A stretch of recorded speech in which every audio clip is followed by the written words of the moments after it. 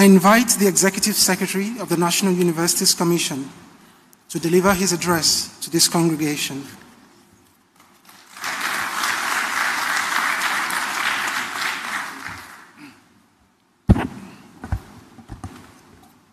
The Chancellor, Sir, the Pro-Chancellor, the Vice-Chancellor, members of the Board of Trustees, members of the Governing Council, members of the University Senate,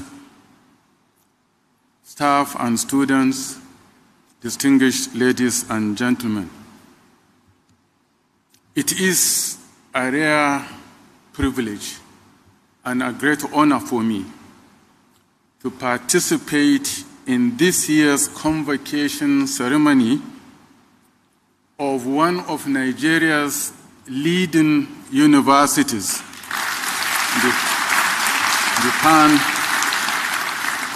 the Pan-Atlantic University.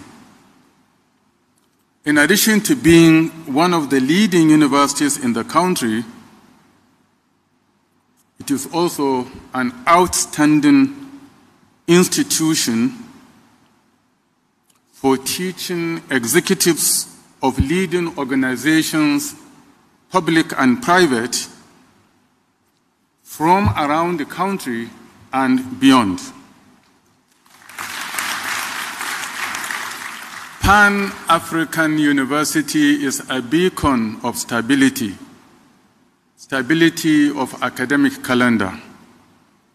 From what the Pro-Chancellor has said, we are today marking the 20 years of the establishment of this university, and we are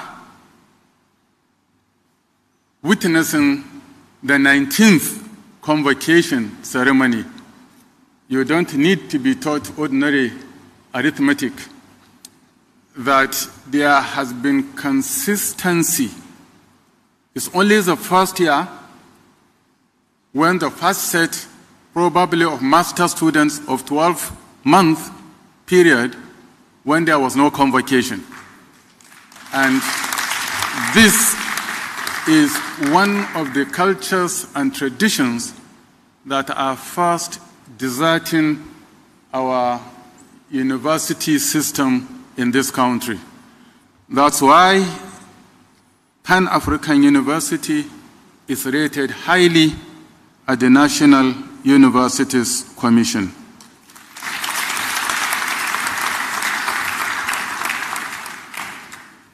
From our records in the Commission, this university offers 8 undergraduate programs. And all the 8 undergraduate programs, including the ones recently accredited, have full accreditation of the Commission. In other words, this is one of the very few universities with 100% full accreditation of all their undergraduate programs.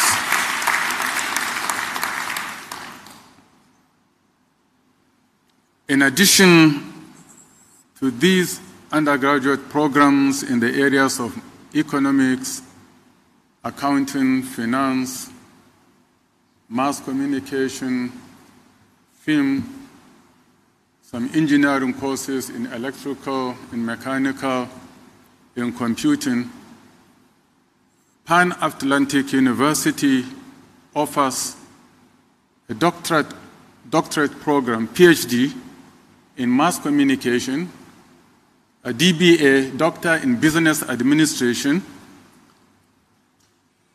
some master's degrees in data science and analytics, as well as master's degrees in some areas of mass communication, in addition to 4 different streams of MBA that it runs, again supplemented by a variety of postgraduate diploma, particularly in the School of Media and Communication Studies. We are happy to note that these are programs that are well designed and are well being executed by the highly qualified staff and faculty of this university. NUC is working with the National the Tertiary Education Trust Fund, TED Fund, to select some universities, few of them private, to request them to take over the training of some of the staff TED Fund sponsors abroad, because it is no more tenable, no more realistic for TED Fund to continue to send academic staff in public universities to be trained abroad. So I want to say here that our postgraduate programs in communication in this university, in data science, will form part of our recommendations to TED Fund to consider when sponsoring their students.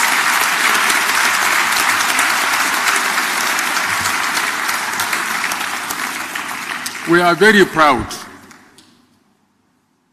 of the way and manner this university conducts its affairs. We are happy that the university has remained, by choice, very small and focused. By choice. It's very important because there are some private universities that have remained small, not by choice, but this university has chosen to remain small and focused, and therefore creating an environment that fosters competitiveness, creative thinking, innovation, and collaborative spirit in an attempt to promote holistic personality development of our students, as well as nurturing future leaders for our country and beyond. We are happy that the university has remained small, as I said, because in one of my management meetings, and when the issue of Pan-Atlantic University came and we realized that you have several applications, but you have remained selective, it's not just anybody who applies must be admitted. You apply and the selection process remains rigorous and competitive, and only the best get into the university.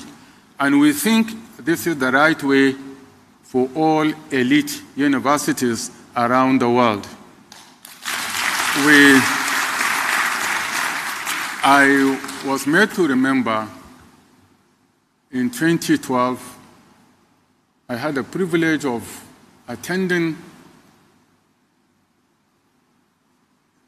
a conference where the first speaker, Professor Clark Brandon, who passed on just last year at the age of 90, a notable professor of aerodynamics engineering at the University of Oxford, a former vice chancellor of the University of Warwick, and the founder, the first director of Said Business School, which is the Oxford Business School. He was in engineering, but the University of Oxford invited him back to come and establish the business school. Now, it was shocking when, in his lecture to us, he started by categorizing universities into three. He said the best universities in the world are the small universities. And these are universities with a population of less than 4,000. The next, he says, are the medium-sized universities. And these are universities with more than 4,000, but less than 8,000 students. Then he says, the last are the very large universities. And these are universities with a little over 8,000, but less than 15,000. And I was itching and eager for him to finish to ask a question. And I asked him at the end of the lecture, what of universities with over 15,000? He said, there are not universities. I said, no. I said, I'm sorry. Oxford University then had about 17,000 students. I said, is this not a university? He said, oh, it's good you have asked this question. He said, Oxford is organized around 42 independent colleges, about 38 teaching colleges. Each college has its own principal, has its own bursar, has its own academic registrar, and has its own staff, and halls, and tradition, and culture, and that every academic will be employed first into the college and then automatically into the university, and that the vice-chancellor is simply a glorified chairman of a conglomeration, a kind of a confederation of colleges, because each college administers its own students, the hostels, the timetabling, the exams, and so on, and that no college, the largest college then, had about 2,200 students. Some of the colleges had no more than 200 students. I told him I was a vice-chancellor and that my university had about 35,000 students. And he asked whether we had devolved powers around colleges. I said no. He said, well, any university that is centrally administered, with one person as the chief executive or the vice chancellor, attending to thousands of staff, 10, 20, 30, 40,000 or more of students, and every other thing, he says we'll find it difficult to retain its name and character as a university. Now, I say this because even though Pan-Atlantic is a small university, it is still further broken into distinct colleges with very powerful deans and directors who, in many respects, are like sole administrators in their institutions. Now, this is another further demonstration of why this university is unique and that this university has a lot of future. Before I round up, I want to once again lament the situation surrounding our university education in this country. Education, university education is supposed to promote tolerance. Wherever it is, university education is supposed to promote tolerance and respect for difference, respect for one another. That is why the most educated nations in the world, if you take the Scandinavian countries, you will even be battling to understand who the president of Finland or head of state or leader of Finland is, or of Norway or of Sweden.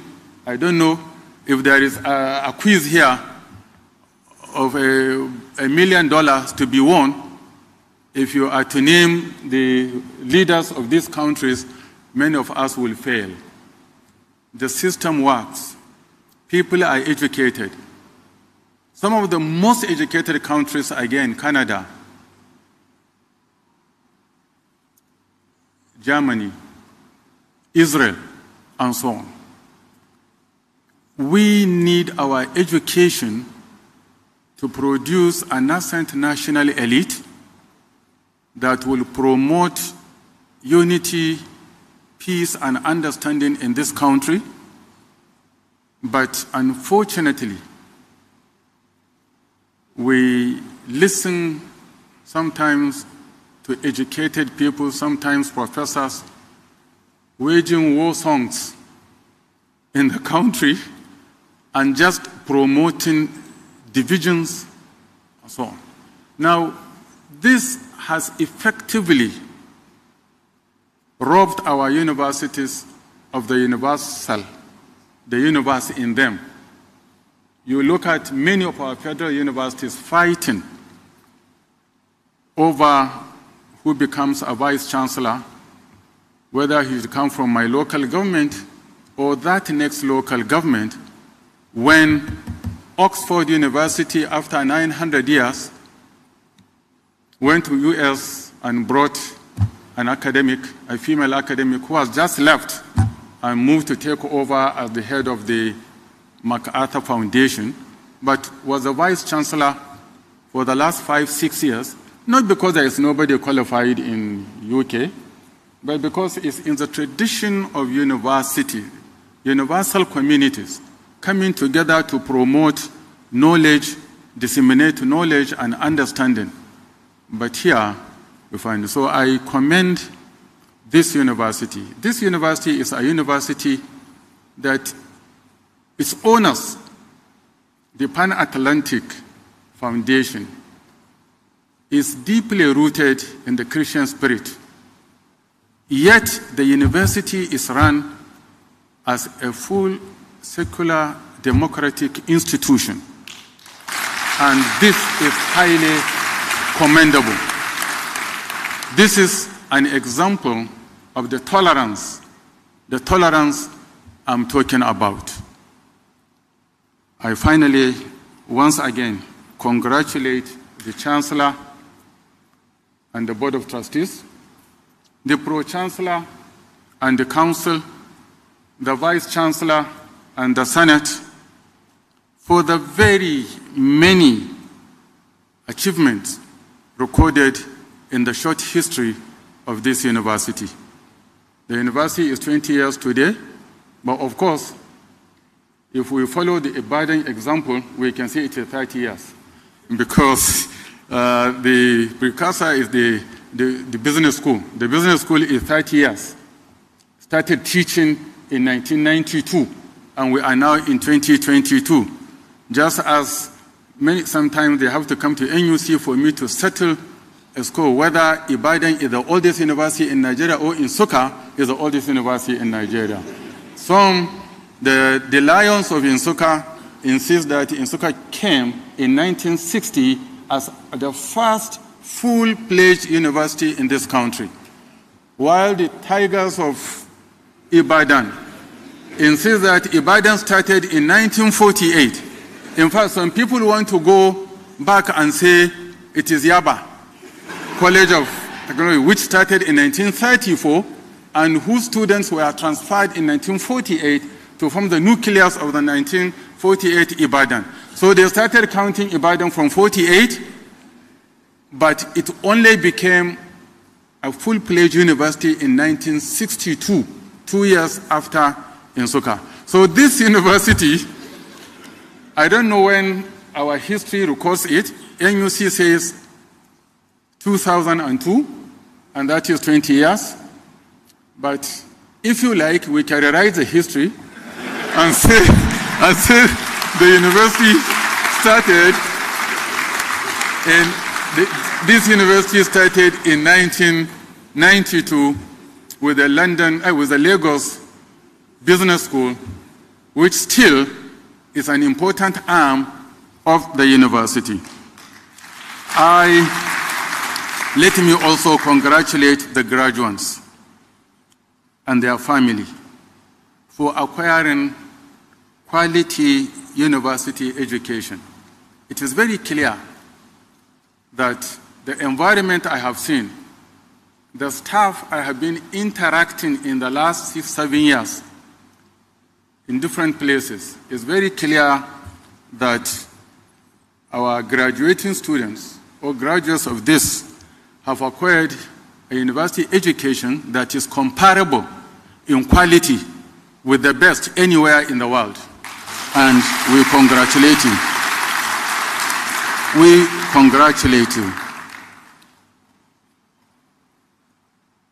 This education you have acquired will help you venture out, as you now venture out into the very fuzzy, messy, unpredictable world, the actual world.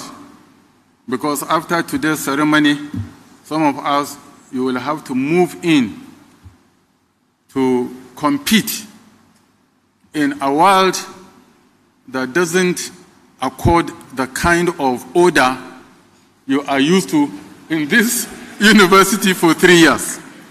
So we still are confident that you have been well prepared and well equipped to survive whatever shocks may come on the way. I congratulate all those who have been associated with this project, and I thank you very much for your attention. Thank you, and God bless.